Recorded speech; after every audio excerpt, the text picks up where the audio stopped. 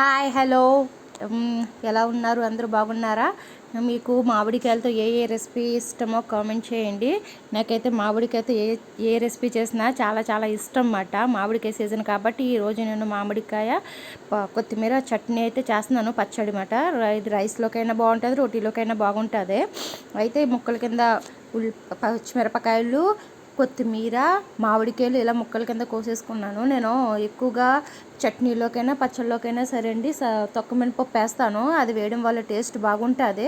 ఇలా కడాయి పెట్టుకుని వెల్లుల్లిపాయ, మినపప్పు, పచ్చిమిరపకాయలు వేసుకుని బాగా వేయించుకున్నాను. వేయించుకున్న తర్వాత మామిడికాయ ముక్కలు, కొత్తిమీర కూడా వేసుకుని బాగా ఫ్రై చేశాను.